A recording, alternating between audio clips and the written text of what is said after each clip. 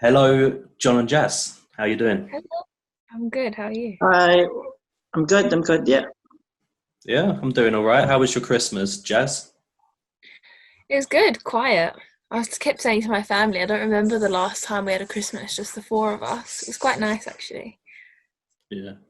Yeah, it's definitely a little bit different. Mine was quiet. It was just me and Eleanor. Yeah. It's nice. Eating way too much. That's all I've done. Just ate.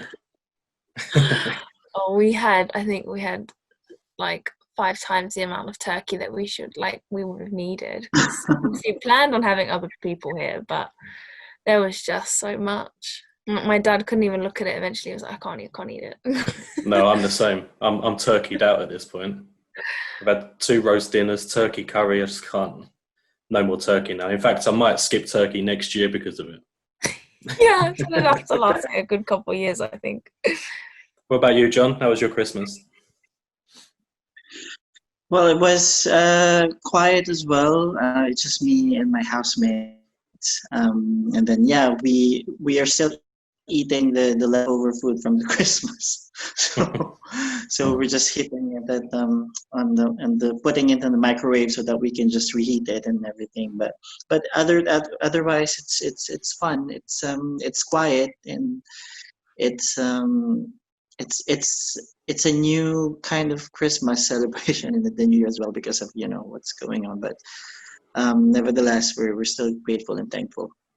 Not what you're used to, though. Not what I'm used to, that's for sure. Not at all. Not at No, all. definitely not. What about New Year's? Did either of you get up Yeah. to anything or just sort of sat there watching the TV? I Like me. think I stayed awake for my boyfriend. He's in South Africa. Stayed awake to bring in the new year there, and I was like, "Yay!" And then he went to sleep, and then I just sat there and played on my Switch, and I was like, "Yeah, okay, cool." So that was my Yeah, New fair Year's. enough. John, What is it? Sorry. how was your New Year's, mate? New Year's is the same. Um, I just watched the television and then see and check the celebration of how the other countries celebrated New Year's as well, all the fireworks and everything. And then Mm. after that, we just had a New Year's dinner, and then we slept. So Yeah. that's it. That's basically what I done. Watched TV, got to midnight, said Happy New Year's to Eleanor, and that's it, went to bed. Really great, it was. Good one. Yeah. So I asked you on because you both work in the NHS. Jass is kind of like nearly there, nearly qualified. You're getting there, and Yeah. I'm John, you about halfway through. that's it. And John, you're an NHS worker. I thought it'd be I was I interesting just was to I have. was in NHS. Sorry, say that again. I was in NHS. Yeah, a couple last month, and then I transferred to London. Yeah, to work. Oh, really? Oh, what are you doing now, Yeah. John? I'm still a nurse. Yeah. Yeah, it's kind of Okay. different, but yeah, just yeah. Okay. So as But opposed to NHS workers, I should say healthcare. Is healthcare the correct Healthcare? yeah, term? healthcare system. Yeah, yeah. Let's go with healthcare then. I thought it'd be good to have you guys on because we're in the middle of a pandemic, and That's you're true. kind of there. You're doing it. You're at the Yeah, forefront of all yeah, this. yeah, And yeah. Jess, you're in maternity, aren't you? Or training Yeah, leave at this point. maternity.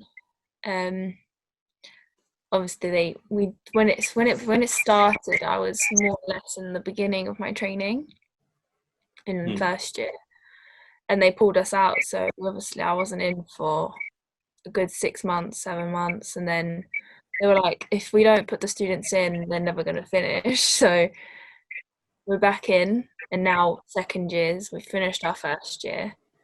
Um, we have a bit more knowledge in our heads. We know what to do. Well, not what, yeah, more or less. But You're It getting there. must have been very difficult for you, Jazz, as well. Yeah, since you're still studying in the uni, and then all of a sudden you've been yeah, pulled out. yeah, because Yeah, we have books that we have to complete.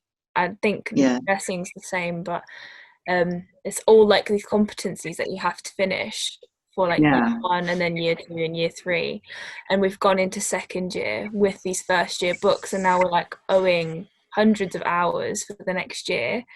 Potentially could graduate late because we're going to be working to gain hours in our third year, so it's a lot of owed time. When it comes to God, I know that Jazz, you've done a lot of growing up in South Africa, and John, you did in the Philippines, I believe. Yeah. Jazz, your family is obviously quite central to, GodCentral, and Yeah. I suppose, how did you come to God? Tell us your story. I don't remember a single moment in my life when God wasn't like a central part of my family. Homeschooled for like my first 3 years of school, so my mom would do like little Bible studies with us, and we'd watch like little Bible. My grandparents had like these cartoon Bible movies. I can't remember what they're called, but like all my Christian friends, we watched the same thing. They were great. Watched them on repeat. Just grew up, and like in South Africa, there's just so many churches, and it's like literally when I was a teenager, probably like 70 to 80% of the youth in my area all went to a youth group. It was just the thing, and so I grew up with like a lot of Christian family and friends, and it was just kind of how it was. I think there was lots of youth camps and bouncing between here and South Africa with new churches and all sorts. So yeah, that's just kind of. Was it a bit of a culture shock when you come to the UK? Because you come twice, is that correct? Was it a bit of a culture shock the second time round where you found that not as many people? Sorry? Yeah, I've lost count of the amount of times I've lived here and lived there. I really have. But when I moved here in 2016, I literally, for like the first 3 months of being here, I was like so depressed and so anxious all the time, because all of a sudden the teenagers were like, obviously there's like the added independence, like here you can go and walk to the shops or something, and in South Africa we could never do that. It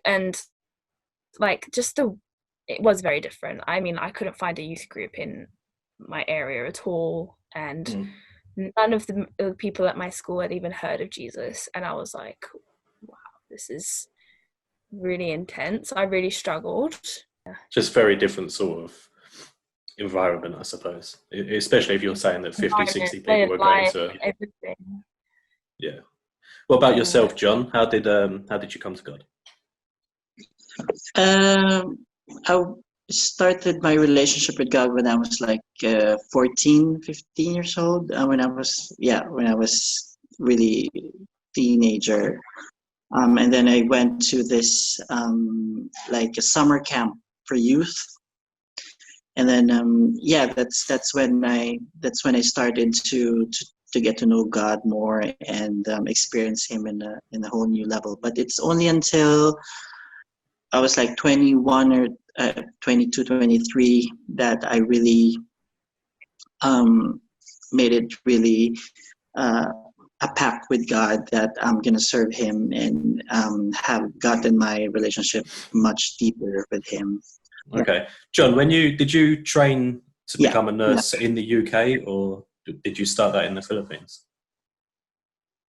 I started in the Philippines. I'm already a nurse in the Philippines. Okay. And then when I started working here and then I had to train as well here in the UK because we've had to go through a lot of examinations and tests and competencies as well in order to become a registered nurse in the UK. Of course. So what's the healthcare system like in the Philippines, out of interest? Is it similar or is it private? How does it work when I was in the Philippines, I worked in a private hospital in the Philippines, which is like it's a top hospital in the Philippines and in the world. So we kind of like have the same standards when it comes to healthcare as compared to all the other private hospitals in the world as well. So there's really not much of a difference. But when I got here and I get to work in the NHS, until now I'm still working in NHS. It's a bit different, but in a way, pretty much the kind of care, the kind of standards, the kind of the healthcare system protocols and procedures is pretty much the same. So it's just that, of course, the patients are not the same anymore, and the way we maybe for me the major adjustment would be how we talk to and communicate to our patients, because there are some terms that you only use here in the UK that we don't usually use in the Philippines as well. But when it comes to the healthcare and the medical terms, it's pretty much just the same. So, Okay. but yeah. So it wasn't too much of a shock then, really. You kind of had the basics and everything. Okay. They're all ready to go. Okay, what about you, Jass? Do you have any sort of recollection of healthcare in South Africa, or is it something you managed to avoid while you were there? No, I think my passion for wanting to do midwifery really started while I was out there, because obviously there's the private hospitals and there's the state-run hospitals, and they are so different. The private hospitals, back then, funny enough, I was actually quite terrified of hospitals and really started the journey of trying to desensitize myself from the fear of them, because I knew that I wanted to do midwifery, but the private hospitals were lovely. My gran worked in one as well, so I got to go in and see her, and they were really nice. But the state ones are, the one that was in my town was really rough, and I just constantly heard horror stories. My passion for healthcare, I would love to be able to go back there one day and make some sort of difference over there if I can. So you'd like to work in South Africa in a hospital as well? Either South Africa or go on the Mercy ship for a year, or just go anywhere really. Because it's not just South Africa that's struggling really. It's it's a worldwide thing. It happens everywhere. So we touched a little bit on the training, like John's training as well. What's the training to become a nurse like in the UK? I assume you have to do quite a lot of, you said exams, etc., but I assume you have to do quite a lot of on-the-job training as well.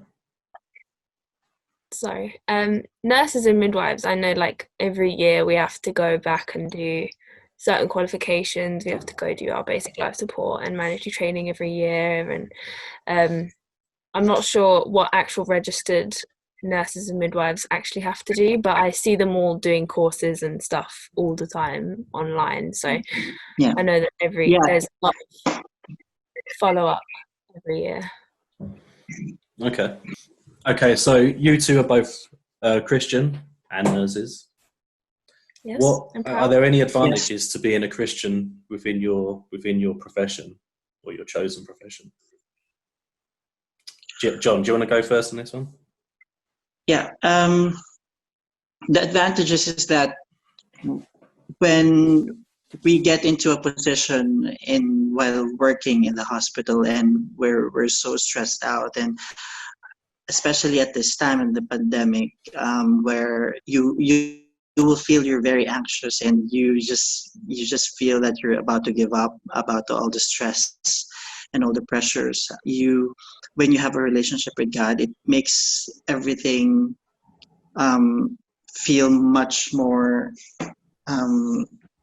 You feel that you're more capable of handling things, because you pray to God, and you just give it all up to Him, and just ask for strength from God, that whatever pressure or whatever stress that we may have from work, we can always get through it, because we have this strong relationship with God, where we know that He is looking after us, and there's really nothing that we cannot do as long as we have that deep connection with Him.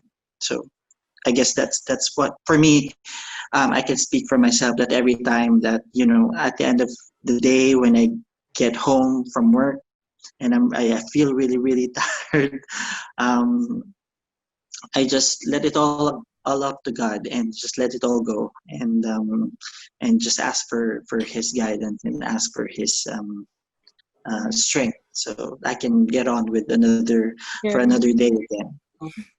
What about, obviously you have to work within, a set of rules and standards, but does it affect the way that you interact with patients as well? Definitely. Like, for example, because working in the NHS, in the hospital, it's not easy to handle patients, especially when they have like mental health issues. And then you have to be more patient, and you have to be more understanding in dealing with them as well, because of course it's not their fault, but as a person, as a human being, you can only do so much. You can the patience that you have as a person is not that very long, but when you have relationship with God, you tend to put your shoes into their situation, and then just apply every single teaching of the Lord, and apply it to your everyday normal work day in when you're at work. So I become more understanding, more compassionate when it comes to handling my patients, and just make myself realize, and remind myself that what would Jesus do in this situation? Because every single day we are put in a situation in the hospital where, I'm telling you, it's really not that easy to be in a healthcare healthcare professional. So we all need to have that kind of wisdom that will be coming from the Lord on how we can effectively handle every single situation in every single day. Yeah. And I suppose since I come to know God, and I come to know God sort of early to mid 20s, and it definitely changed the way that I interact with people. So, I mean, it helps out in any social situation, doesn't it, really? What about yourself, Jass? Any advantages to being a Christian in what you do? Yeah, I think especially my first year, you kind of, you get to see the good sides and the bad sides of the job. I mean, there's good and bad to every job out there, but I think I was honestly, when it was the hard sides, not the bad sides, the hard sides of the job, when I experienced those for the first time, I can't tell you how happy I was that I had the Lord to lean on in those moments, because it can get, it's rough. And I remember just like saying a little prayer, like, okay, I'm about to do this or whatever, please help me. And it's so much, it brings you so much peace knowing that you can do this, but like on God's strength and not your own, because I wouldn't be able to do this job without Him, really. And also, being with women, you get to hear a lot about their lives and their beliefs, and you have to respect all of that as well, but you can always just shoot up a little prayer here and there. And I just find it so nice to be able to walk around the ward and just just pray. I mean, are you allowed to ask a patient if they have any, like, if they're religious, if they have faith, or do you wait for them to offer it to you? It's actually part of in the ward where there's a new patient. There's like a checklist that we need to take, Okay. And then if they are Christian as well, and then they have faith, then yeah. In situations like that, it's lovely because you can just they would love a prayer. you know. Yeah, of course. But, Yeah. yeah, Do but a lot I of mean, you may not necessarily know the answer to this one, but I know Princess Alexandria in Harlow as like the chaplaincy. Do they Yeah. get used often? Are they utilised by patients or staff even? Do you know if they get used? Um, they are. I see them once in a while in the wards. They are being called in every ward. Um, and then especially when patients are not doing good, basically at the end of life care. That's where the family would call them as well. But yeah, they're pretty busy as well in the chaplaincy Okay. department. They go everywhere inside the hospital. So, John, you've obviously worked in healthcare before a pandemic. What is the like, how much has it changed? What's changed for you, the working conditions? Well, it has changed in a very, very big way. Nobody knew that this would be coming ever since it started last March or February or March. At first, for that first few months of the pandemic, nobody knows on how to effectively deal with it, because we had to make sure that everyone's safe, not only the patients, but also the healthcare staff as well. So one particular way that it has changed is when it comes to handling our patients. And then we always have to wear the correct PPE for that. Now that there's a pandemic, where before the pandemic we actually have to wear PPE unless a particular case is infectious. But now it's an everyday normal thing that we have to always wear PPE. And it takes time, especially for my colleagues in the ITU department, because it's not just an ordinary ITU, not just ordinary PPE that they need to wear. They have like hoods that they need to wear every time they get inside a particular room, which is a COVID patient, and the hand washing itself, and then the putting of on the gloves, the proper way of putting on gloves, and from head to foot, basically. And it's not easy because it's hard to breathe when you're wearing mask as well, when you're in the hospital. And I remember it for the first few months in the hospital, where it was really, really hot at that time. And then you're gonna have to wear all of those PPE. It's hard to breathe, and it's really, really hot inside, and it makes the working environment not very convenient to work in as well. And it makes things more difficult for every single member of the staff as well, and especially for the patients. So, and not only physically tiring, not physically draining, but also emotionally and mentally draining, because you're going to have to, every single day, every single patient, before you get into their room, you're going to have to change, and you're going to have to put in another PPE, which takes time. Yeah. So it really drastically changed the way we do run into a room. You've got to DPPE and then put it all on again. And but yeah, I remember when I was doing a talk, because I was part of the infection control team. I was doing a talk with of the new nurses, I think, or the student nurses. I don't know if you're one of those.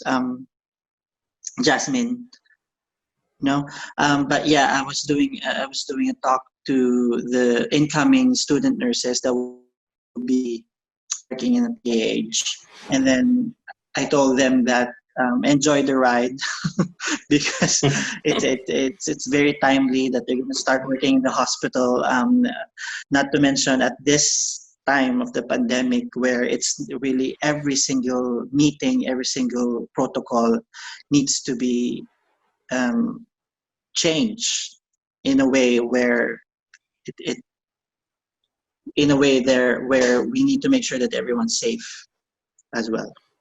Yeah. Okay. So there's a lot more although I assume there was beforehand, there's a lot more routine, and you've got to be a lot more methodical and think about your next action. Like you said, you can't just walk into a room anymore. You have to be PPE'd up. No. Fair enough. No, and more than that, it's the emotional and the mental drain that every single member of healthcare staff goes through, because we are also afraid of getting the COVID, and you can only do so much, and more than anything, it's the mental draining and the emotional draining that really takes a toll on every member of the healthcare staff. Okay. Yeah, it's I know for me as well. Like, you really feel for the clients that you're taking care of, because obviously with COVID and there's a restriction on people being with you in hospitals, and the patients don't necessarily have the support system that they would like to have had as well. So you've got that, and it is heartbreaking to see. I would love for the ladies that I was taking care of to have had their whole family there like they wanted to, but yeah, of course. I wouldn't want to. I mean, I know people that have been, but certainly I wouldn't want to be in hospital and not be able to see anybody. That's that adds another element of stress to it, doesn't it? Okay, so we've spoken about John and how things have changed while you've been working in nursing. What about you, Jass? Because you've kind of come into a hospital while this is, it is happening. Even is it a daunting prospect?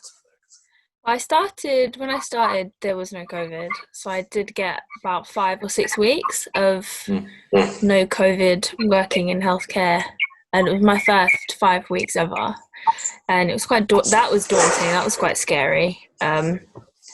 First few weeks, but then they pulled us out, so they completely stopped our placement. It was I was quite scared. I got quite bad anxiety because you're constantly thinking like, I'm walking past rooms and there's like COVID patients in there, and you're like, oh my gosh, this is terrifying. Yeah, I bet. Because at the time it was still a first year, so you don't really know much. You're still learning a lot, every day you're learning stuff. But then after a couple of weeks, I got kind of used to it. You kind of just feel like, okay, it just became the new normal, really, because it's been going on for so long. Kind of just got used to the PPE and everything. Fortunately, I don't think they were putting students in like the COVID maternity rooms or anything, so I worked with a lot of other midwives on negative patients and stuff, which was nice, and did a couple COVID swabs myself. I wanted to ask you guys actually about testing. You must have to get tested quite a lot. Yes, we do. In the hospital, depends on the hospital, but in Princess Alexandria Hospital, the staff were given a self-test kit that we need. The staff need to perform like twice in a week, and we just need to send and put it in a record. But yeah, the COVID tests for the staff and all the healthcare professionals is really, really important, because because we most of the staff are like younger people, so we might never know, like it probably just like a normal flu, but it's already COVID, so we don't want to be passing it on to the patients. Vulnerable people. No, absolutely. What about what's the most difficult thing you've had to deal with under this current situation? Be it practices or whatever. Yeah. Well, because the handling and also the dealing of the aside from the physical and then the mental and the emotional pressure of, because I've worked in the COVID wards during the start of the pandemic, and then I've been part of the infection control issue as well. And I remember when there was patient who's in a side room who was positive for COVID, and then they just that patient really in the end didn't that patient didn't make it. So it's hard because it's hard that their families cannot see them, because and then it's really hard because patients, the family relatives are not allowed to visit, or trying to limit the visiting hours, and it kind of it's hard to see. Demoralizing, I suppose. Yeah, and then it's not the usual way of handling the patients as well, because we also need to make sure that we're, again, with all the PPEs and all the things that has to be done differently. I suppose if you're working in COVID wards as well, I mean, obviously you got to be careful, ain't you? You got to be careful when you're coming out of that ward and speaking to other people. Yes. Especially vulnerable people. Yes, vulnerable people. So we'll probably start wrapping it up. I've got 2 more questions for you. Yeah. The first one might be tricky, but we'll see. Positives from 2020. What is it? Sorry? Have you taken any positives from 2020? A positive thing that we taken up in 2020. Exactly. I think this has I mean, safe to say for me, but really grown in many ways through this pandemic. I mean, we had lockdowns, that was a lot of reflective time for me. Yeah. I think I had a lot of time to think and plan and research and read, and just take a minute and take a pause and actually just take a minute and be like, okay, and prioritize. And I think it helped me put my eggs in one basket, which I'm quite thankful for. Okay. What about you, John? I think more than anything, it's kind of resetting what is more important. What is the most important thing that an individual, a human being, should prioritize, and that is, our faith in the Lord. Because during this time, especially in the first few months of the pandemic, where you cannot go anywhere, everything is closed. You have no choice but to stay at home, and then be with your family. I think that's one of the precious things that happened in our lifetime during this pandemic, and in that way we were able to reconnect to our families and to get to know them more, and build relationships with one another, strengthen relationships with one another, and most especially strengthen our faith in the Lord. And that's what is, I think, the most positive thing that ever happened. Which is it's a bit weird, really, isn't it? As you can't go to church, and I think most of your relationship with God's probably done at home regardless. Yeah. But you're finding that your relationship with God is being strengthened while you can't go to church. It's a strange situation. Okay, what about hopes for 2021 this year? Hope that we will be COVID free. I think and never to go through all of these things again, and have a normal the real normal life again, without wearing any mask and anything like that. Going out and be able to hug and to shake hands with one another. Those little things actually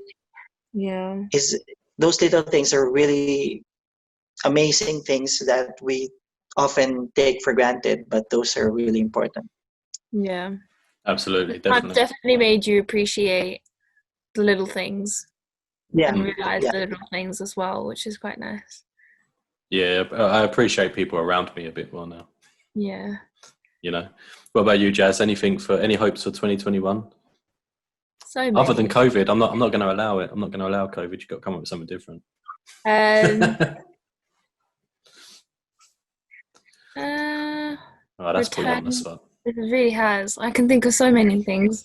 My hopes for 2021, in all honesty, is that borders open and there's a return to normality and I can travel and see family. Yeah, definitely. And I know it's very important for you as well, being able to travel again. Yeah. It's a long time. Yeah. Yeah. I think that's my biggest hope. Okay. I think we're going to wrap it up there. We've had a few technical difficulties and, we persisted and we won. Yes. Yeah. Prevailed. Thanks for coming on, guys. Thank you. Thank you. Thank you for your time. Thanks for inviting us. That's all right. I'm glad you come on. I think it's been an interesting one. Yeah. And for people watching, remember to comment, like, and subscribe. And we'll see you again soon. Bye. Bye. Bye-bye.